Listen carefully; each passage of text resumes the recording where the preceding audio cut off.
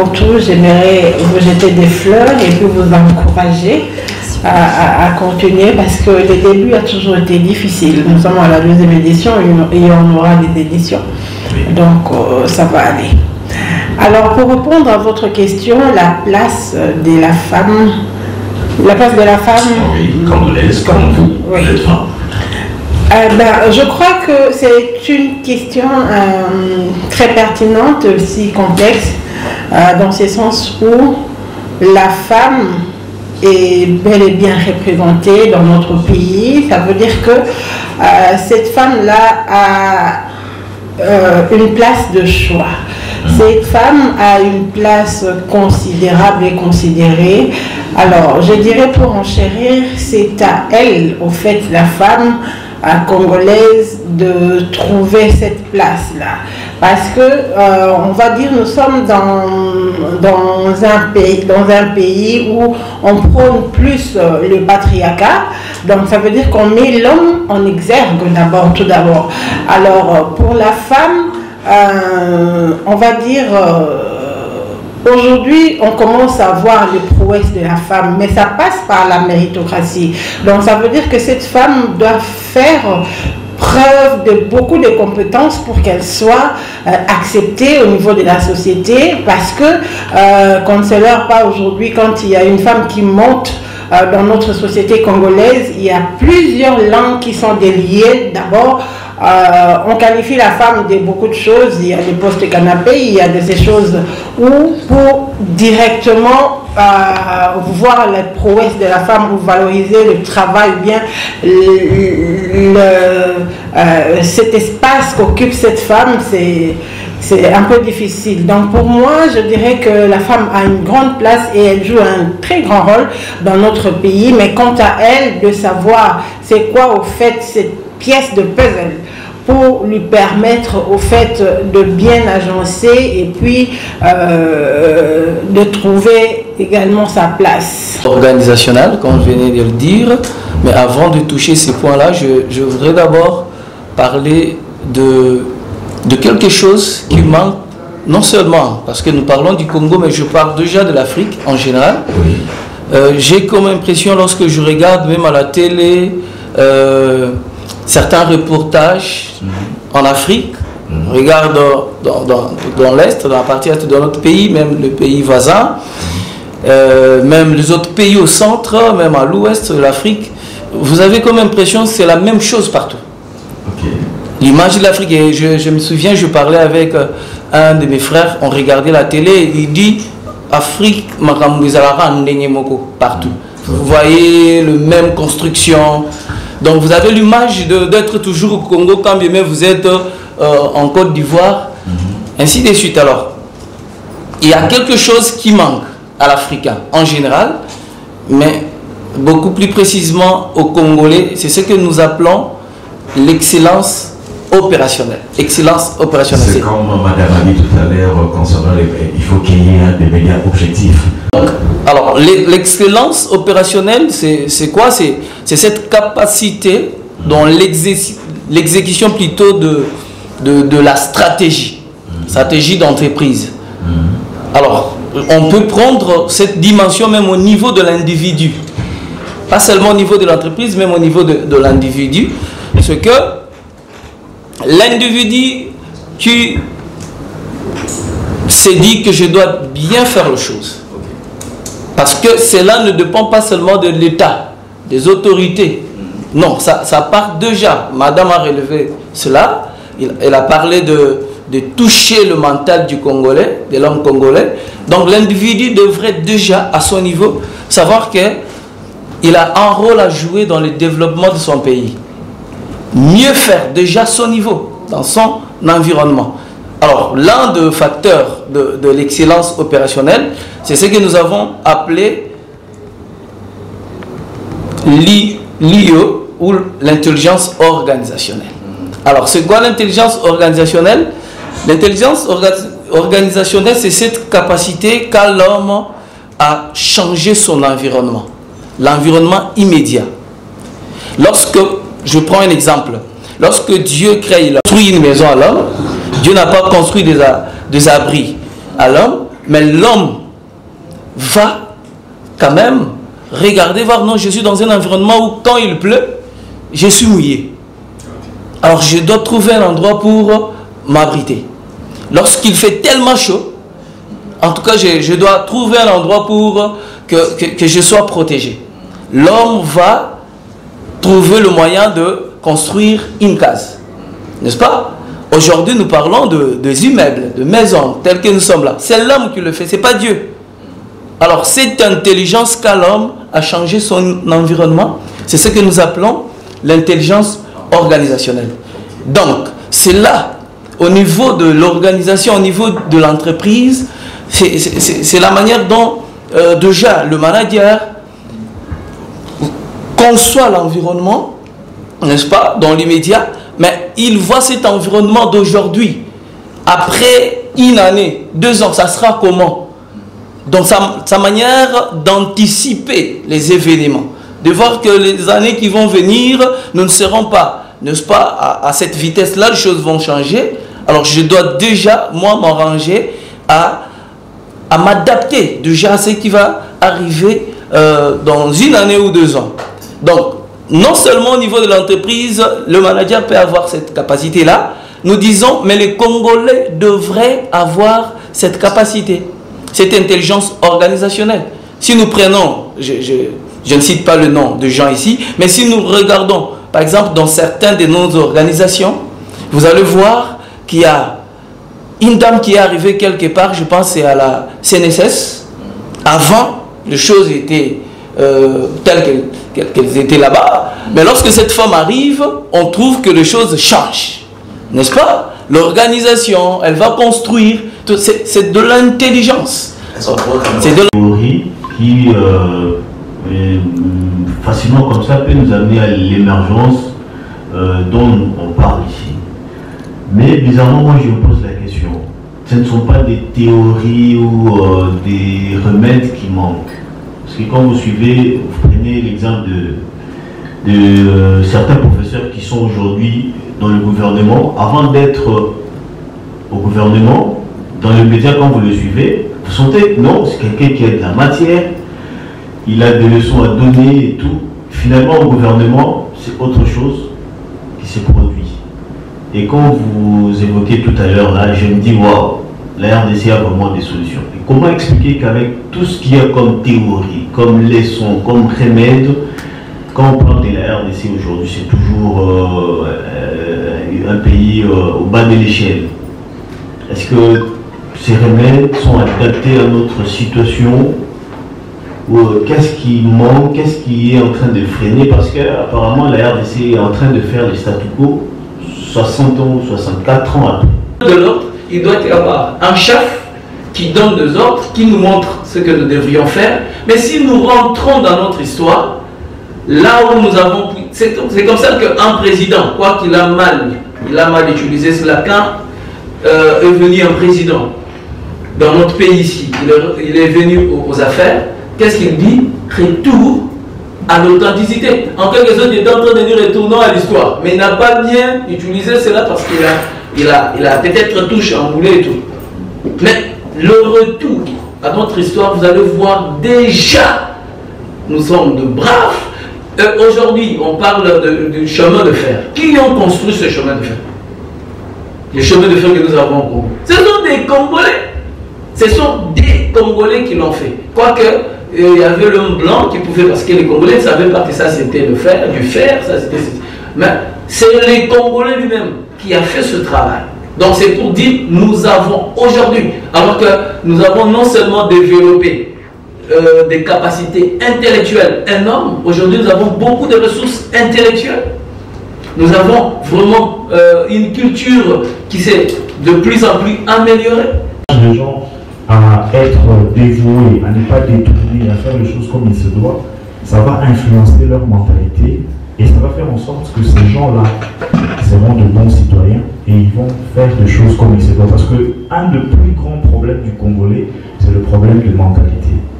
Et dans la mentalité, il y a aussi l'éducation. Et si on ouvre cette parenthèse, je pense même que notre système éducatif doit être revu parce que ça ne cadre pas trop. Et il y a certaines choses qui cadrent toujours dans la mentalité, dans la culture, c'est que, je ne sais pas pour les autres, mais à l'époque, quand on étudiait encore, école primaire, école humanitaire, parler même en lingala, c'était un problème. Tu dois avoir une punition parce que tu as parlé en lingala. On va te faire porter quelque chose sur la chaise, sur la tête ou bien un collier. Et pourtant, c'est notre langue nationale. Et pourtant, c'est notre culture. Aujourd'hui, il arrive qu'il y a des gens qui atteignent un certain niveau, ils ne connaissent même pas leur langue. Ils ne connaissent même pas leur pays. Donc, la culture est très importante. Si nous revoyons ces côtés-là, parce que je disais, si nous nous connaissons nous-mêmes, nous pouvons découvrir nos défauts que nous pouvons revoir et nos forces que nous devons développer. Il y a un autre problème au niveau de l'éducation civique. Le civisme a même disparu. Aujourd'hui, on va voir même les politiciens, ils sont beaucoup plus concentrés sur les objectifs, atteindre le pouvoir. Vous allez rarement voir un politicien dire aux gens que ce n'est pas bon de jeter les immondices dans la rue. C'est rare que vous entendez ce genre de discours. Ils sont plus concentrés sur comment atteindre le pouvoir, quand leurs intérêts sont touchés, etc.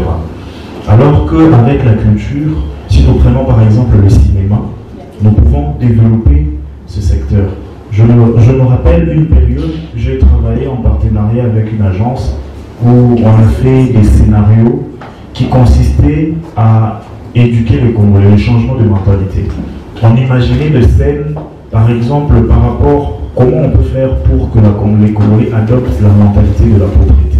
On fait des scénarios sur ça et puis ça passe à la télé.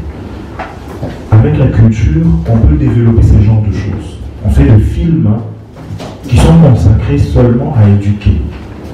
On fait des chansons qui sont consacrées seulement à éduquer. Et plus les gens sont en contact avec ça, plus ça va les aider. Parce qu'aujourd'hui, les gens sont plus en train de regarder la télévision ou bien ils sont sur les réseaux sociaux. Et si on met le contenu sur les réseaux sociaux, des contenus qui ciblent le problème des Congolais, on fait sous forme de mise en scène, on fait sous forme de chansons, ça peut aider. On peut exploiter aussi les monuments. Aujourd'hui, il y a les monuments, on a plusieurs monuments, le monument de Lumumba, prenons par exemple Lumumba, qui est un héros national qui représente beaucoup de valeurs. J'avais une question à vous poser par rapport à cet aspect-là, l'intelligence organisationnelle. Oui. Si nous regardons le monde tel qu'il est créé, Oui. nous voyons que l'intelligence organisationnelle a commencé d'abord Dieu lui-même, à travers l'organisation que Dieu a mis, que le monde est en équilibre aujourd'hui. Oui. Vous pensez réellement qu'ici au Congo, il n'y a pas cette intelligence organisationnelle? Il y en a, bien sûr, il y en a. Il y en a, d'accord. Moi, j'ai dit qu'il y en a parce qu'ici au Congo, il y a des lois, Oui. des normes, des règles qui existent, qui peuvent développer ce pays. Oui. Mais le problème, c'est au niveau de l'applicabilité. C'est l'homme congolais lui-même qui est au centre de notre sous-développement. Nous avons traversé quand même une époque, à l'époque de l'indépendance, on n'était pas là. Oui. Mais nous avons commencé par exemple avec le groupe, nous avons vu comment les pays émergeaient. Les pays émergeaient jusqu'à ce qui est, je crois que je peux dire la démocratie qui est un luxe pour les Congolais. Parce qu'à travers la démocratie, que l'authenticité, la bonne manière dont s'habiller nos femmes ici a été enlevée, bafouée, parce que nous avons compris mal ce que l'Occident nous donnait comme recette. Nous avons une culture. Et à travers notre culture, on pouvait bien se développer. Parce que vous avez dit, avant même que les Belges ne viennent ici au Congo, il y avait déjà l'intelligence organisationnelle. Oui. En Chine, il n'y a pas cette démocratie à l'occidental. Mais néanmoins, à travers les lois établies en Chine, que eux-mêmes les dirigeants chinois respectent, il y a le développement en Chine. Mais si chez nous, le problème, c'est, comme a dit madame, nos dirigeants, c'est l'homme congolais. Nous ne respectons pas nos propres lois. nos propres dirigeants bafouent nos lois. Parce que si par exemple on dit par exemple vous ne pouvez pas, il y a une loi universelle. Vous voulez par exemple ici chez nous on roule à droite. Vous ne pouvez pas quand vous descendez prendre la gauche, mais vous le faites. Est-ce que l'intelligence organisationnelle n'existe pas? Il y en a. Oui. C'est établi. Oui. Donc je crois que si vous allez seulement sur cet aspect-là, vous n'allez pas changer de chose. Parce que cette intelligence-là, elle existe. La dame-là n'avait fait qu'appliquer ce qui existait déjà. Aujourd'hui, avec Alengate, bien qu'il y a des choses, on ne fait qu'appliquer ce qui existait déjà. Quand Mouzé est entré, Mouzé n'a fait qu'appliquer ce qui existait déjà. C'est seulement question d'appliquer nos lois et nous allons voir le développement dans notre pays. Par exemple, pour le développement du Congo, il n'y a pas que l'autorité. Hein.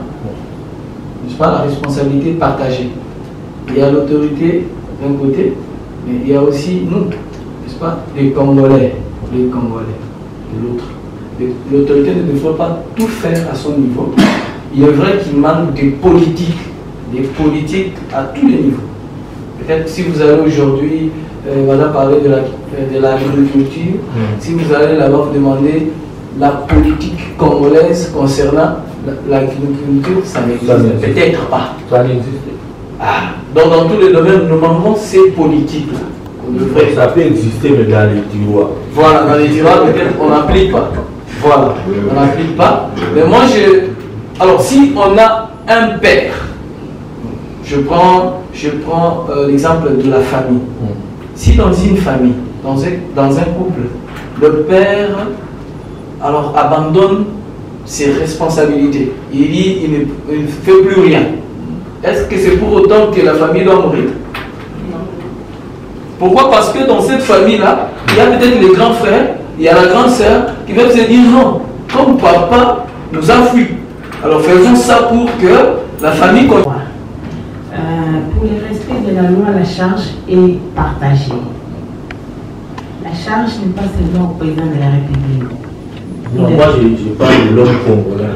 Voilà, les Congolais. C'est ce que moi j'ai dit, la charge elle est partagée. Comment ça, aux fonctionnaires de l'État, aux vendeurs, aux magistrats, aux députés, donc toute la charge est partagée. Et que nous, les Congolais, nous devons vraiment s'impliquer afin que nous puissions être à la hauteur de respecter notre concession. En fait, comment de la pratique, comme l'a dit mon frère tout à l'heure, c'est plus intéressant. Je prends l'angle culturel, mais sur la voie musicale. On ne peut pas ignorer tous ici que la musique, surtout la musique profane, si tu veux faire du succès, si tu veux que ta musique puisse être bien écoutée, il faudrait un peu y mettre la dose sur tout ce qui est insanité. Là, ça va marcher.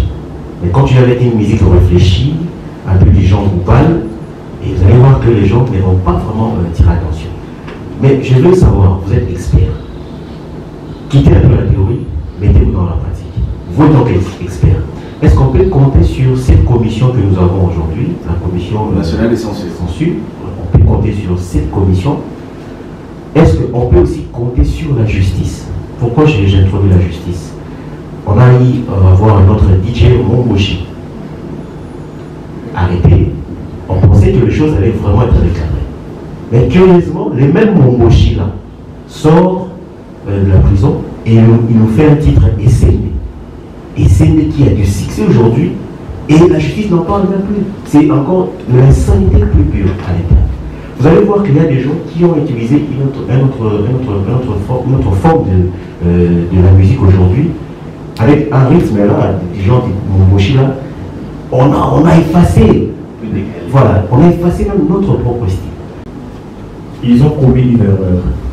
La manière dont ils ont arrêté Momboshi, bon, je sais pas, c'est peut-être pas une erreur, c'est un avis personnel. Hein. Supposons que c'est moi qui suis dans l'erreur. Hein, mais dans mon erreur, je pense que il ne devrait pas procéder de cette manière. Parce que quand ils l'ont arrêté, brusquement comme ça, ils ont attiré l'attention de tout le monde sur lui. Et puisqu'ils ont attiré l'attention sur lui, tout le monde voudrait savoir, on l'a arrêté pourquoi, qu'est-ce qu'il a chanté. Et ils ont donné du succès à cette chanson. C'est eux qui ont provoqué le succès de cette chanson. Et maintenant, quand il sort, il constate que c'est parce qu'il a chanté de cette manière qu'il a eu du succès. S'il ne chante plus comme ça, il n'aura plus du succès. Donc logiquement, il doit continuer pour avoir encore plus de succès. C'est comme ça qu'il a continué. Maintenant, ceux qui l'ont arrêté se sont rendus compte que c'est parce qu'ils l'ont arrêté de cette manière-là qu'ils lui ont donné plus de succès, parce que les gens se sont intéressés sur l'affaire. C'est comme ça qu'ils ne veulent plus, ils essayent de se rattraper, ils ne veulent plus trop faire attention au nouveau son, parce que ça va avoir encore le même effet. Les gens, on a encore arrêté, tout ça, ils vont encore parler, il va encore monter. Et apparemment, il ne va pas s'arrêter, parce que ça lui fait une bonne affaire. Donc, c'est un peu... Et puis, puisque juridiquement parlant, même objectivement parlant, on ne peut pas prouver que ce qu'il a dit, c'est des bêtises, c'est difficile de le coincer. Parce que c'est une image, c'est une métaphore. Il a utilisé une métaphore. Une métaphore, ça peut s'expliquer de plusieurs manières. Ça peut être la même chose, on peut avoir 10 explications différentes. Et comme on n'a pas de preuves vraiment précises, palpables, que c'est effectivement ça, c'est une question d'interprétation. Chacun peut interpréter de sa façon.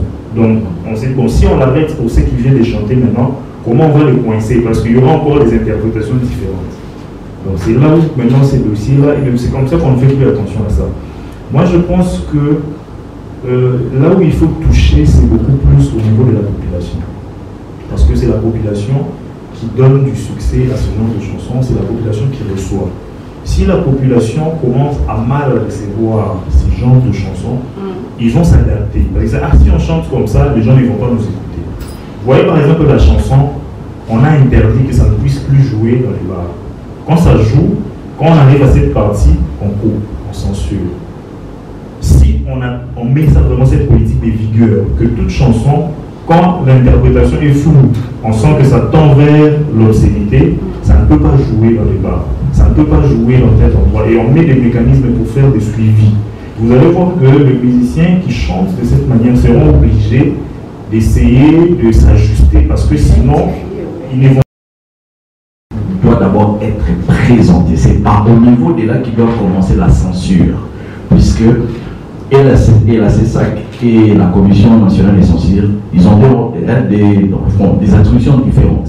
Ça veut dire, la censure, lui, commence d'abord par les textes, afin de pouvoir censurer. C'est pour ça que vous remarquerez chez les Américains, dans leur clip, ils ont Adult Only, et il y a d'autres, parce que selon les airs, on sait que non, telle chanson, telle, est-ce que ça pourra passer surtout dans les médias anglais, à quelle heure, Et par rapport aussi à la question que j'avais posée aussi concernant des bars, consorts, parce qu'il y a des enseignants. Non. Le problème, c'est au niveau d'abord des textes. Moi, j'ai dit, comment est-ce qu'aujourd'hui, avec, avec des internets, consorts, quelqu'un qui peut déjà enregistrer chez lui, non, on sera toujours contrôlé parce que s'il voit. Et il a dit, comment est-ce que même quand il y a quelque chose, il bloque les internautes, machin. Tout ça, donc c'est facile à pouvoir aussi réglementer là-dessus. On sait déjà, même si vous êtes été dans le réseau social comme ça, on sait le bloquer. Donc là, le problème, c'est au niveau du texte. Si ça va à la Commission nationale des censures, on sera directement censuré. On sait déjà réglementer, mettre ça à la place qu'il faut et ça à la place qu'il ne faut pas. Donc voilà un peu. Alors en conclusion, j'aimerais d'abord remettre en 3 minutes Madame Balan en tant qu'expert dans le média, en clair, pour l'émergence, parce qu'il y a eu toujours, on a en un mot tous, que ce soit sur l'intelligence organisationnelle et du côté de la culture, on a retenu plus cette question des changements des mentalités. Qui est à fond, comme je l'ai dit tantôt, nous sommes des éducateurs de masse, donc ça veut dire que nous devons savoir que nous avons cette charge aussi, par les outils de communication que nous avons, le pouvoir d'échanger les choses. Donc nous devons nous impliquer personnellement, par des programmes qui permettront au fait aux Congolais de comprendre, des programmes d'éducation, d'éduquer la masse Et deuxièmement, je souhaiterais qu'il y ait l'implication du gouvernement. Parce que comme vous voyez, quand le gouvernement parle de la sensibilisation, il donne l'axe prioritaire à la chaîne nationale. À la chaîne nationale, vous allez voir, certainement, c'est seulement la chaîne nationale qui traite ces dossiers, mais pourtant, il y a plusieurs chaînes de médias privés qui font aussi le travail public. Donc, nous devons nous associer avec l'État donner des contenus pour sensibiliser la population, pour sensibiliser l'être congolais au changement. C'est un aspect très important si nous voulons voir notre pays évoluer. Nous devons faire un effort, comme je disais au début, connais-toi toi-même, de nous connaître qui nous sommes par rapport à notre identité. Et nous devons essayer d'identifier nos valeurs, connaître notre histoire, parce que la culture, c'est aussi la mémoire. Il faut que nous puissions connaître notre histoire, d'où nous venons. C'est vrai que nous avons eu un problème parce qu'à un certain moment, les Blancs étaient intervenus en Afrique. On a emporté nos grands-pères parce qu'à l'époque, c'était la tradition orale. On venait autour du feu et on racontait des histoires, on racontait qui on était, comment on était, où on allait. Toutes ces histoires ont disparu, mais il y a quand même des livres, il y a quand même des gens qui connaissent l'histoire. Et si nous essayons de reconstituer notre histoire, nos valeurs, aujourd'hui, comme je disais aussi, le monde est devenu un village. Donc il y a des influences de gauche à droite, mais nous devons choisir qu'est-ce que nous voulons emprunter chez les autres pour ajouter à ce que nous avons été, à ce que nous sommes, et ce qui nous convient pour notre avenir. Donc en résumé, je pense que c'est ce que je peux dire. Et si nous essayons de faire de cette manière, notre culture va nous aider à nous développer et aller de l'avant. On a un projet de développer notre territoire. 145 territoires, c'est génial. C'est important, mais comment on s'y prend? C'est ça la question. Il y a même des gens qui sont dans ces territoires-là qui ne comprennent rien de tout ça. Vous comprenez? Donc, c'est pourquoi, d'un côté, je parlais de médias qui devraient jouer un rôle important dans l'information, à donner l'information, à informer, mais aussi à former, hein, comme la dame est en train de dire. Donc, pousser les Congolais à se prendre en charge, à comprendre qu'il y a quelque chose que moi aussi à mon niveau je dois faire. Donc, ce ne sont pas des théories inventées de toutes pièces, ça ne vient pas de quelque part. On a d'abord observé l'homme, n'est-ce pas, dans le milieu organisationnel. On a observé l'homme, on a vu comment cet homme-là fonctionne. Pourquoi lorsqu'on place celui-ci, il fait mieux que celui-là? Donc on a compris que nous n'avons pas tous les mêmes capacités. Il y a d'autres personnes qui développent beaucoup d'aptitudes que d'autres. Alors ceux qui développent beaucoup d'aptitudes, on devrait maintenant maximiser ce genre-là. Donc disons, je ne sais pas moi si les répertorier, le placer, n'est-ce pas, dans une orientation telle que les aptitudes qu'ils développent puissent bénéficier à tout le monde. C'est notre identité, c'est ce que nous sommes. Et comme le disait Socrate, si nous connaissons ce que nous sommes, nous serions en mesure de connaître nos défauts. Et en connaissant nos défauts, nous saurions comment améliorer nos défauts. Et si nous améliorons nos défauts, nous nous améliorons et nous améliorons l'avenir. Et en même temps, on serait aussi en mesure de connaître nos qualités. Et si nous connaissons nos qualités, nos forces, nos puissances, ça peut nous permettre de maximiser pour avoir un avenir meilleur. Nous, on a eu un problème, notre culture a été volée, désorientée. La culture, je veux prendre africaine, de manière globale. Alors il y a beaucoup de travail à faire là-dessus pour pouvoir recadrer les choses, pour pouvoir récupérer. Et il y a beaucoup de fausses informations qui ont circulé, comme par exemple aujourd'hui à l'école, quand on demande aux enfants qui a découvert la bouchée du fleuve Congo, la réponse est Diego Cao. Et pourtant ce n'est pas vrai. Il y avait des gens qui vivaient là bien avant même la naissance de Diego Cao. Il est venu, il a trouvé des gens, mais on a dit que c'est comme ça et puis c'est resté comme ça. Donc il y a beaucoup de choses qu'il faudrait revoir. Alors je vais prendre quelques éléments phares de la culture qui influencent beaucoup dans notre pays, qu'on peut exploiter pour essayer un peu de développer la chose. On va prendre par exemple la musique, le cinéma, le monument, la peinture. Alors aujourd'hui, dans la musique, on ne chante plus les valeurs, on ne chante plus les vertus, et ça détruit et ça désoriente notre jeunesse, et ça veut dire que si ça désoriente la jeunesse et même les enfants, on a une bonne forme pour l'évolution. Donc je ne veux pas prendre beaucoup de branches, vu le temps, je pense que je vais m'arrêter là. En résumé, ce que je veux dire, c'est que parmi les grands problèmes qu'il y a au Congo, il y a le problème des mentalités. Et avec la culture, notamment les branches que j'ai soulevées, il y a la musique, il y a le cinéma. Nous ici, on a même le théâtre, on va dire le théâtre et le cinéma. On a les monuments, on a les peintures. La culture est vaste, hein. J'ai juste pris ce secteur-là. On peut les exploiter de manière à redresser les choses, de manière à essayer un peu d'épurer la mentalité congolaise. Aujourd'hui, par exemple, quand on parle de la culture chinoise, comme Madame l'a soulevé, on voit déjà comment les Chinois sont. Quand on parle de l'Amérique, on voit comment les Américains sont. Quand on parle de la Russie, on peut s'imaginer comment les Russes sont. Quand on parle du Congolais, généralement, vous allez entendre que ce sont des voleurs. C'est pas une belle image. C'est son anniversaire.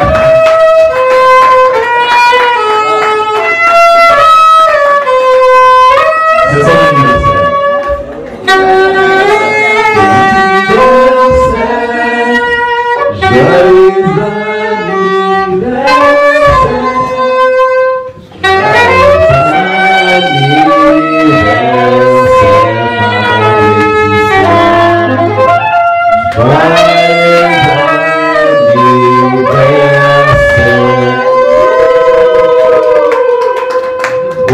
Deuxième édition avec son anniversaire, donc ça tombe juste, elle est née le 31 août 2000. Comprenez. Joyeux anniversaire, madame. Alors sur ces, nous bouclons à toi l'honneur, madame, parce que c'est toi qui est l'hôte de la soirée.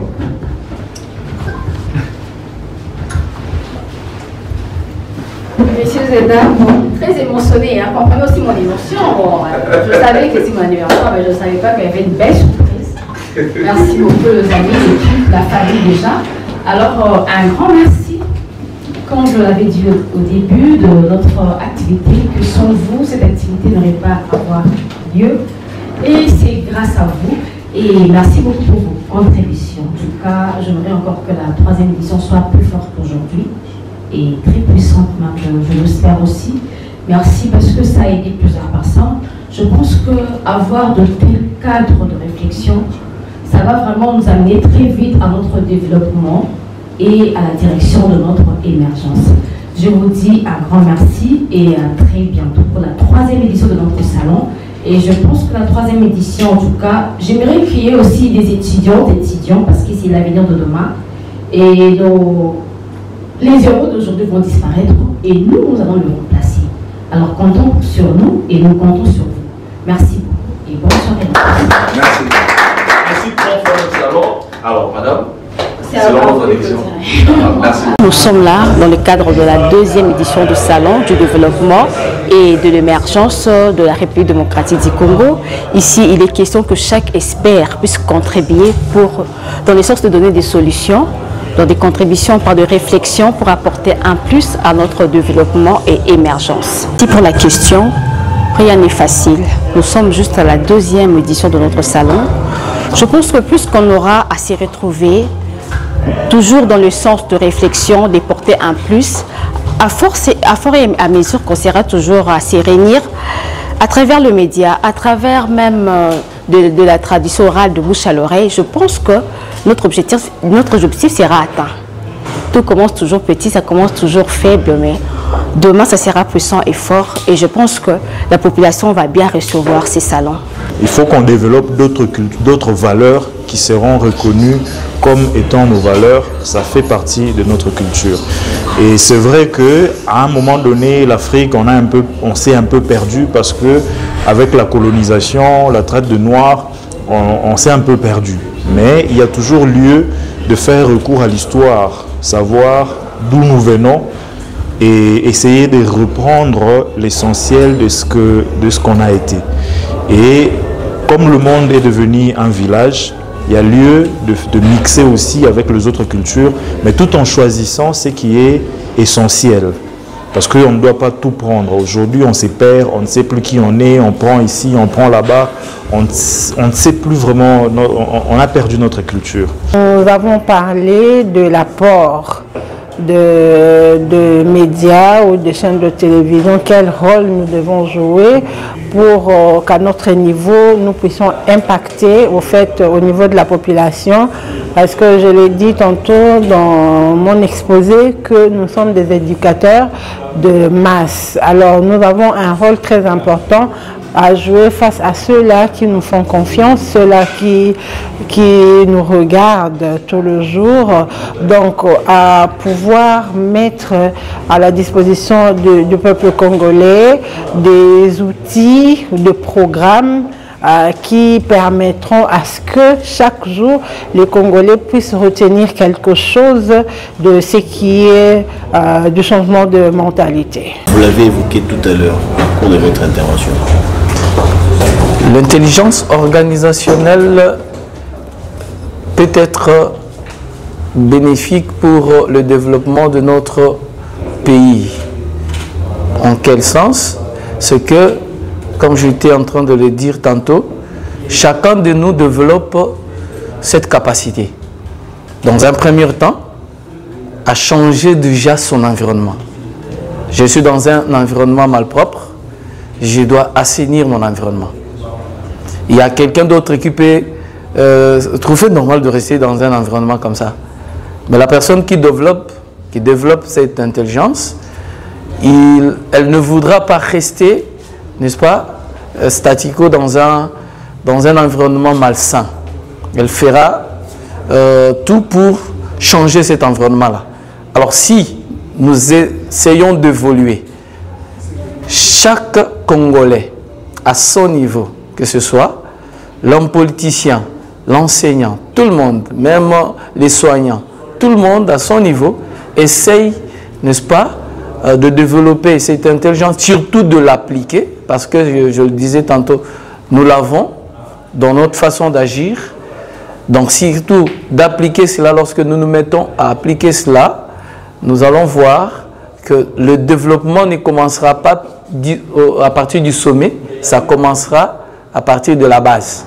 Donc ça commence déjà à partir de ta propre maison, de ma propre maison, et ça évolue. Donc quand je quitte la maison, je pars au travail, j'amène ce que j'ai déjà développé à partir de ma maison dans mon milieu de travail, et ça se répercute, ça se relaie, ça prend des dimensions, et ça peut atteindre les sommets, n'est-ce pas?